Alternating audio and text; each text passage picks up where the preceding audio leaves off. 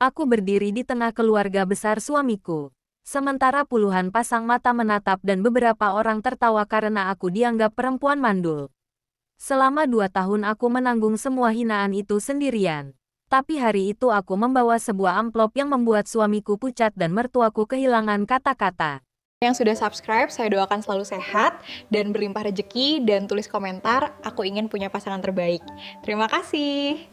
Namaku Anjani. Ketika pertama kali menikah dengan Dimas, aku merasa menjadi perempuan paling beruntung di dunia. Dimas adalah suami yang penyayang, pekerja keras, dan selalu berusaha memenuhi kebutuhanku. Begitu juga dengan kedua mertuaku, Bu Ratna dan Pak Hendra. Mereka menyambutku dengan hangat seolah aku bukan sekadar menantu, melainkan anak perempuan yang sudah lama mereka tunggu. Bu Ratna bahkan sering membanggakanku di depan keluarga besar. Dimas beruntung mendapatkan Anjani. Dia sopan, rajin, dan tahu cara menghargai orang tua. Setiap mendengar itu, hatiku terasa hangat. Aku benar-benar percaya telah mendapatkan keluarga kedua. Namun semuanya perlahan berubah setelah 2 tahun pernikahan kami belum dikaruniai anak. Awalnya Bu Ratna hanya bertanya dengan nada lembut. Anjani, sudah ada kabar? Aku tersenyum dan menjawab. Belum, Ma. Kami masih menunggu. Aku pikir pertanyaan itu wajar. Tetapi pertanyaan yang sama mulai muncul hampir setiap kali kami bertemu. Ketika datang ke rumah mertua, topiknya selalu tentang kehamilan. Saat menghadiri acara keluarga, aku mulai merasa tidak nyaman karena beberapa orang sengaja menanyakan kapan aku akan memberikan cucu. Aku tetap tersenyum meskipun dalam hati mulai terluka. Sampai suatu hari, Bu Ratna membandingkanku dengan menantu lainnya. Lihatlah Rina, baru setahun menikah sudah punya anak. Sekarang anak keduanya bahkan sudah mulai besar. Aku hanya menunduk. Salah satu tante Dimas tertawa kecil. Mungkin Anjani terlalu sibuk bekerja. Bu Ratna langsung menjawab. Bekerja boleh, tapi kewajiban seorang istri tetap harus dipikirkan. Aku tahu apa maksudnya. Aku dianggap gagal sebagai istri. Malam itu aku menangis di kamar. Dimas yang melihatku hanya berkata, jangan terlalu dipikirkan. Mama memang suka bicara. Aku menatapnya. Tapi kenapa setiap kali Mama bicara seperti itu, kamu tidak pernah membelaku? Dimas terdiam. Aku berharap dia akan memelukku dan mengatakan bahwa dia percaya kepadaku. Namun yang keluar justru kalimat yang membuat hatiku semakin sakit. Kamu juga harus introspeksi, Yan. Mungkin memang ada sesuatu yang salah. Sejak malam itu, semuanya berubah. Dimas mulai memintaku melakukan pemeriksaan. Aku menurut. Aku menjalani berbagai tes, mengonsumsi vitamin, bahkan mengikuti saran Bu Ratna untuk mencoba pengobatan alternatif. Hasil pemeriksaanku tidak menunjukkan masalah yang menjadi penyebab utama sulitnya memiliki anak. Namun hasil itu tidak pernah cukup bagi mereka. Setiap bulan ketika aku belum hamil, aku kembali menjadi orang yang disalahkan. Bu Ratna mulai mengatakan bahwa aku terlalu santai. Kadang dia menyindirku saat kami hanya berdua. Kamu jangan terlalu nyaman menjadi istri Dimas kalau belum bisa memberinya keturunan. Aku hanya diam karena tidak ingin memperbesar masalah. Aku bahkan pernah menangis di kamar mandi rumah mertua agar tidak ada yang melihat. Yang paling menyakitkan adalah ketika hinaan itu mulai terdengar di depan keluarga besar. Dalam sebuah acara makan malam, salah satu saudara Dimas bertanya, Mbak Anjani belum hamil juga? Aku tersenyum kaku. Belum. Bu Ratna tiba-tiba menyahut. Entahlah. Kami juga sudah mulai bingung harus bagaimana. Semua orang tertawa kecil. Aku menatap Dimas. Dia hanya menunduk sambil memainkan ponselnya. Saat itu aku merasa benar-benar sendirian. Beberapa minggu kemudian, Bu Ratna bahkan mengatakan sesuatu yang membuatku sulit tidur semalaman. Dimas itu anak laki-laki satu-satunya. Kami tidak ingin garis keturunan keluarga berhenti hanya karena masalah seorang perempuan. Aku langsung menatapnya. Masalah seorang perempuan? Tanyaku pelan. Dia hanya mengangkat bahu. Dimas mendengar ucapan itu. Tetapi lagi-lagi dia diam. Aku pulang dengan hati hancur. Malamnya aku berkata kepada Dimas, kalau kamu memang yakin aku yang bermasalah, kita periksa berdua. Dimas langsung tersinggung. Kenapa kamu malah menuduhku? Aku menggeleng. Aku tidak menuduh. Aku hanya ingin kita mencari tahu kebenarannya bersama. Dia tetap menolak. Tetapi aku tidak menyerah. Selama ini aku sudah diperiksa. Sekarang giliran kamu. Kalau ternyata aku yang bermasalah, aku akan menerima. Tapi kalau bukan, aku ingin kamu berhenti membiarkan keluargamu menghina aku. Dimas terdiam cukup lama. Wajahnya terlihat gelisah. Saat itu aku belum tahu mengapa dia begitu takut menjalani pemeriksaan. Namun beberapa hari kemudian, setelah pertengkaran panjang, akhirnya dia berkata, "Baik, kita periksa." Aku mengangguk. Aku mengira pemeriksaan itu akan menyelamatkan rumah tangga kami. Aku tidak pernah menyangka bahwa hasilnya justru akan membuka rahasia yang selama ini disembunyikan Dimas. Hari pemeriksaan tiba. Sejak berangkat dari rumah, Dimas terlihat berbeda. Dia lebih banyak diam dan beberapa kali menghela napas panjang. Aku mencoba mencairkan suasana, tetapi jawabannya selalu singkat. Aku baik-baik saja, namun aku tahu dia tidak baik-baik saja. Ada sesuatu yang membuatnya gelisah. Setelah menjalani pemeriksaan, dokter meminta kami kembali beberapa hari kemudian untuk membahas hasilnya. Sepanjang perjalanan pulang, Dimas tidak banyak bicara. Aku justru merasa lebih tenang karena akhirnya kami akan mengetahui kebenaran. Beberapa hari kemudian kami kembali ke rumah sakit. Kami duduk berdampingan di hadapan dokter. Dokter membuka berkas hasil pemeriksaan dan mulai menjelaskan. Untuk Ibu Anjani, dari hasil pemeriksaan yang kami lakukan, tidak ditemukan masalah yang menjadi penyebab utama sulitnya memperoleh keturunan. Aku menatap Dimas. Wajahnya langsung berubah. Dokter kemudian beralih kepadanya. Untuk Bapak Dimas, ada kondisi yang perlu diperhatikan. Dimas menelan ludah. Tangannya menggenggam lutut. Dokter menjelaskan kondisi medis yang dialaminya dan bagaimana hal tersebut menyebabkan peluang untuk menghasilkan keturunan secara alami menjadi sangat rendah. Aku terdiam. Rasanya seperti ada sesuatu yang runtuh di dalam dadaku. Bukan karena aku senang mengetahui masalahnya bukan pada diriku. Justru aku merasa sedih karena tiba-tiba semua penghinaan yang selama ini kuterima terasa jauh lebih menyakitkan. Aku teringat ucapan Bu Ratna. Aku teringat tatapan keluarga besar Dimas. Aku teringat malam-malam ketika aku menangis sendirian dan bertanya-tanya apa yang salah dengan diriku. Ternyata selama ini aku telah menanggung sesuatu yang bukan kesalahanku. Dokter menyarankan kami membicarakan pilihan medis yang tersedia dan mengatakan bahwa kondisi Dimas bukan sesuatu yang pantas dijadikan bahan rasa malu. Aku mengangguk, namun Dimas hanya menunduk. Begitu keluar dari ruangan dokter, dia langsung berkata, "Jangan bilang Mama." Aku berhenti berjalan. "Apa? Jangan kasih tahu siapapun." Aku menatapnya tidak percaya. "Keluargamu sudah menghina aku selama 2 tahun. Sekarang kamu masih ingin aku merahasiakannya." Dimas mengusap wajahnya. "Aku malu, Yan." Kalimat itu membuat hatiku semakin sakit. "Kamu malu karena kondisi kesehatanmu?" Tanyaku. Dia diam. "Tapi kamu tidak malu ketika membiarkan aku dituduh mandul?" Dimas tidak menjawab. Aku menangis dalam diam sepanjang perjalanan pulang. Aku memahami bahwa masalah kesuburan bukan sesuatu yang harus membuat seseorang malu. Tetapi yang membuatku kecewa adalah pilihan Dimas untuk menyembunyikan kebenaran dan membiarkan aku terus menjadi kambing hitam. Aku tetap menepati janjiku. Aku tidak menceritakan hasil pemeriksaan itu kepada siapapun. Aku bahkan tidak mengatakannya kepada orang tuaku.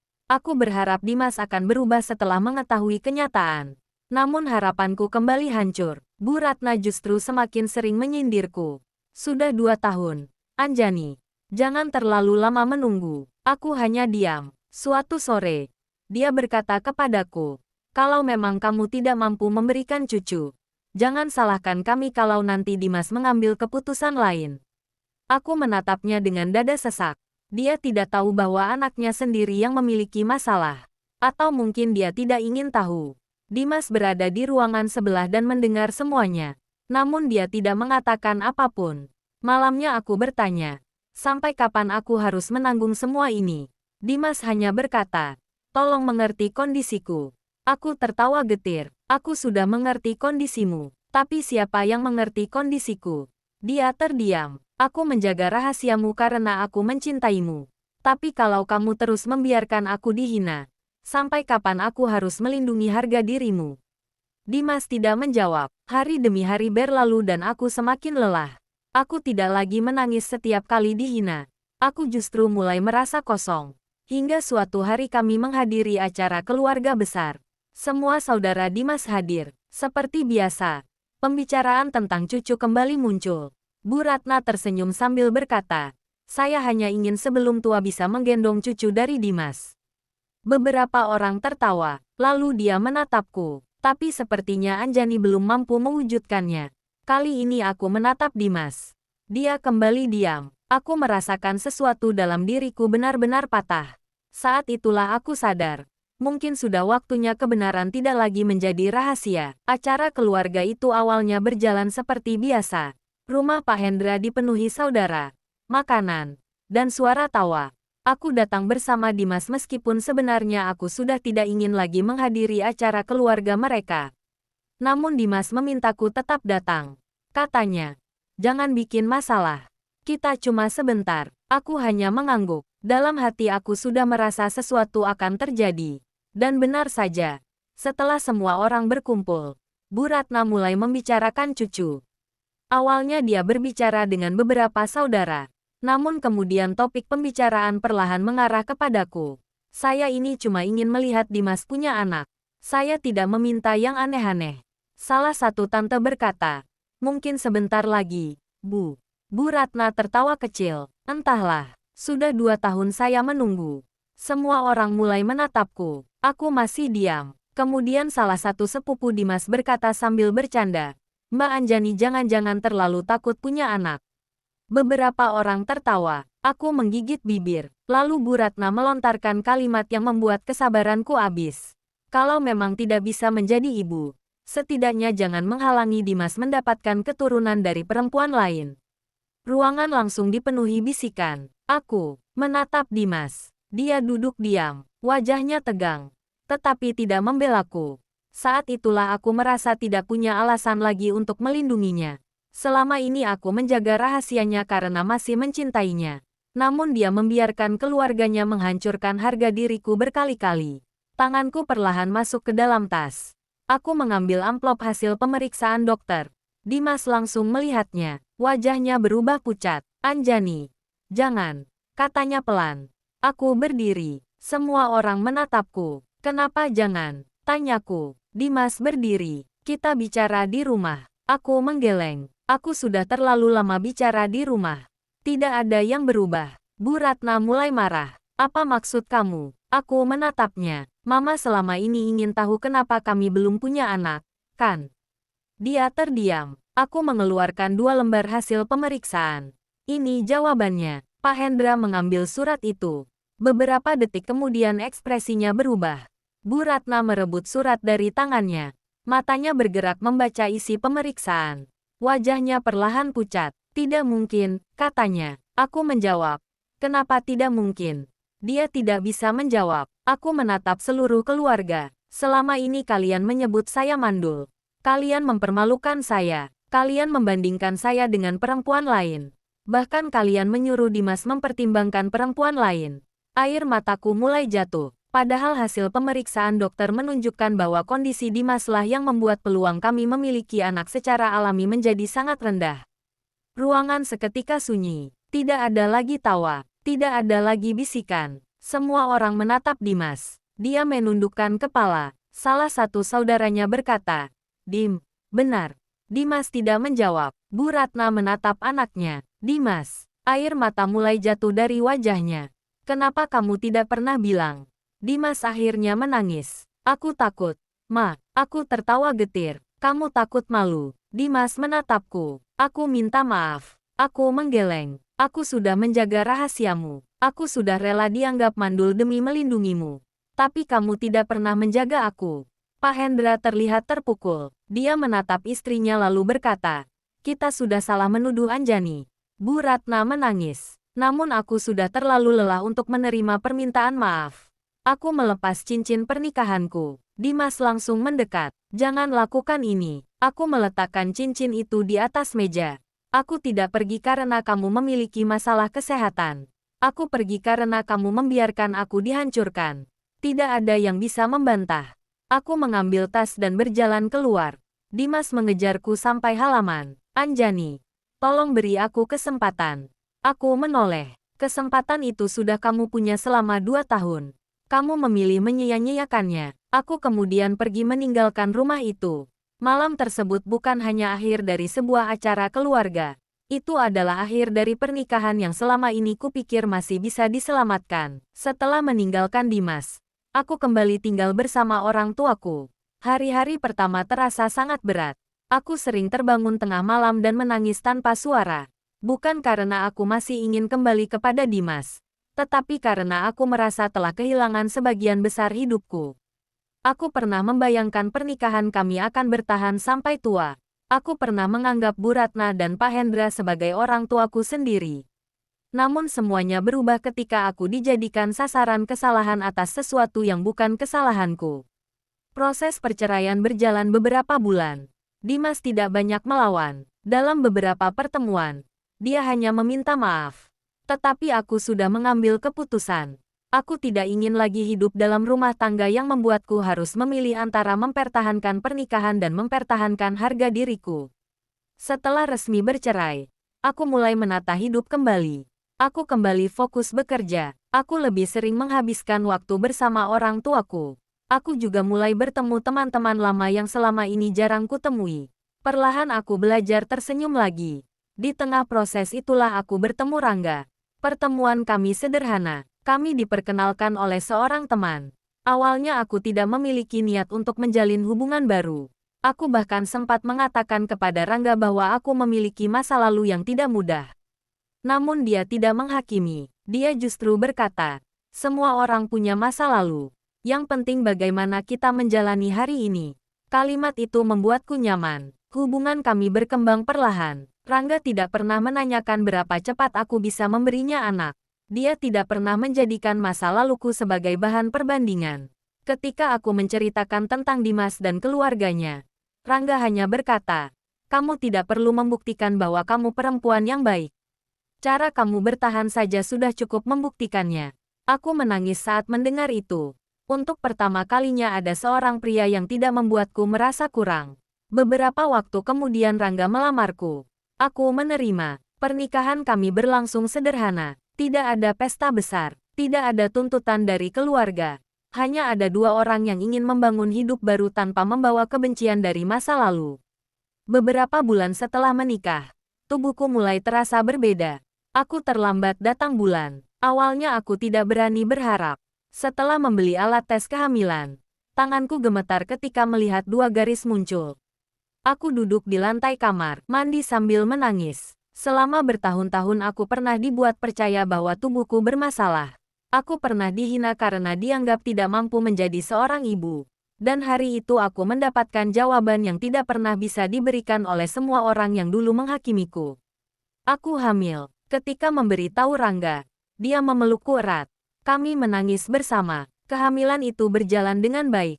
Ketika anak kami lahir, aku tidak bisa menahan tangis. Aku menggendong bayi laki-lakiku dan mencium keningnya berkali-kali. Di dalam hati aku berkata, "Nak, kamu tidak tahu berapa panjang perjalanan yang harus Mama lewati sebelum akhirnya bisa memelukmu." Rangga menjadi ayah yang luar biasa. Rumah kami dipenuhi suara tawa. Setiap pagi aku melihat suamiku bermain dengan anak kami dan terkadang aku merasa seperti sedang menjalani mimpi. Namun di tempat lain, kehidupan Dimas tidak berjalan seperti itu. Kabar tentangnya sesekali sampai kepadaku. Hubungannya dengan Bu Ratna berubah setelah kejadian di acara keluarga. Bu Ratna sering menyesali semua perkataannya kepadaku. Beberapa anggota keluarga bahkan meminta maaf karena dulu ikut menertawakanku. Aku tidak pernah membalas mereka. Aku hanya memilih diam dan melanjutkan hidup. Bagiku, masa lalu sudah selesai. Sampai suatu hari, aku pergi bersama Rangga dan anak kami ke sebuah pusat perbelanjaan. Aku sedang tersenyum melihat anakku berjalan kecil sambil menggenggam tangan ayahnya. Saat itulah langkahku tiba-tiba terhenti. Di depan kami berdiri Bu Ratna dan Pak Hendra.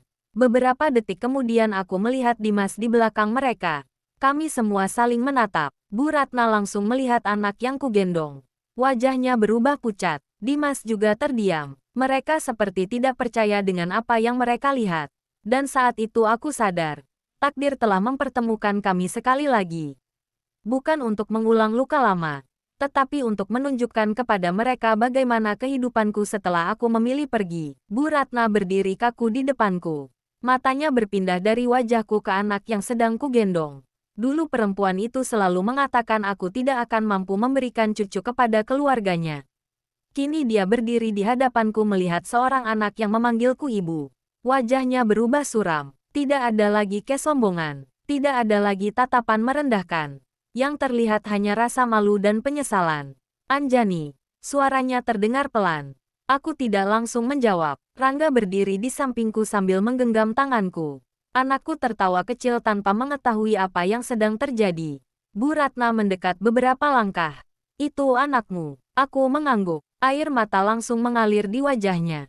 Dia sehat. Aku kembali mengangguk. Alhamdulillah. Bu Ratna menunduk. Tangannya gemetar. Mama dulu salah. Aku diam. Mama terlalu cepat menyalahkanmu. Aku menatap wajahnya. Ada banyak hal yang ingin kukatakan.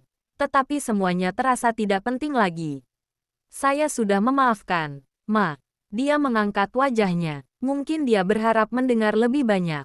Namun aku melanjutkan. Tapi memaafkan bukan berarti saya harus kembali. Bu Ratna menangis. Pak Hendra berdiri di belakangnya dengan wajah penuh rasa bersalah. Lalu Dimas maju perlahan. Aku hampir tidak mengenalinya. Wajahnya terlihat lebih tua. Tatapan matanya tidak lagi seperti pria yang dulu selalu yakin keluarganya berada di pihak yang benar. Dia menatap anakku cukup lama.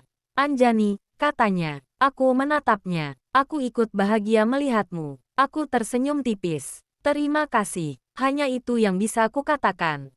Dimas kemudian melihat Rangga. Suamiku mengangguk sopan. Tidak ada permusuhan. Tidak ada kesombongan. Justru ketenangan Rangga membuat Dimas terlihat semakin kecil. Dimas menunduk. Dia suami yang baik. Tanyanya pelan. Aku menjawab. Sangat. Dimas tersenyum pahit. Syukurlah. Ada kesedihan dalam suaranya. Tetapi aku tidak lagi ingin mencari tahu apa yang dia rasakan. Karena hidup kami sudah berbeda. Bu Ratna tiba-tiba berkata.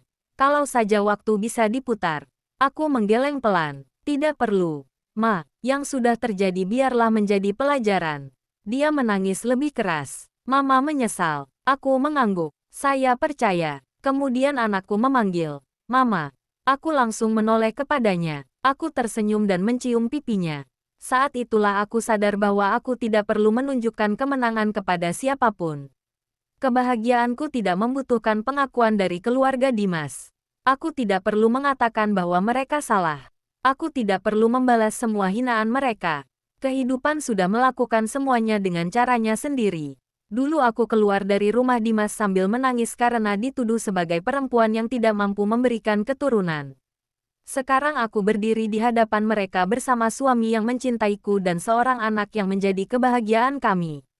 Namun kebahagiaan terbesar bukan sekadar memiliki anak. Kebahagiaan terbesar adalah aku akhirnya hidup bersama orang yang menghargai diriku. Aku menggenggam tangan Rangga dan mulai berjalan pergi. Bu Ratna masih berdiri di tempatnya. Aku bisa mendengar isaknya dari belakang. Dimas tidak mengejarku. Mungkin dia tahu bahwa tidak ada lagi yang bisa diperbaiki. Aku menoleh sebentar untuk terakhir kalinya. Bukan untuk mengejek, bukan untuk membalas. Hanya untuk mengakhiri semuanya. Kemudian aku berjalan bersama keluargaku. Saat itu aku memahami satu hal yang selama ini tidak pernah kusadari. Karma tidak selalu datang dalam bentuk kehancuran atau penderitaan.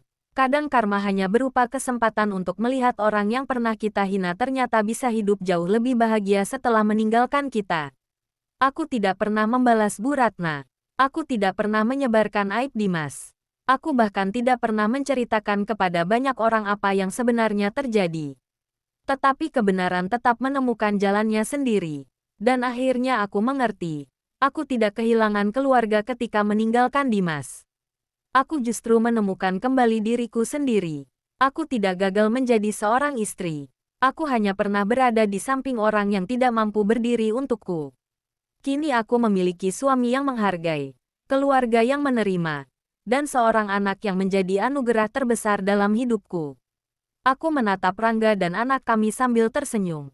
Masa lalu boleh pernah menyakitiku. Tetapi masa lalu tidak lagi menentukan siapa diriku hari ini.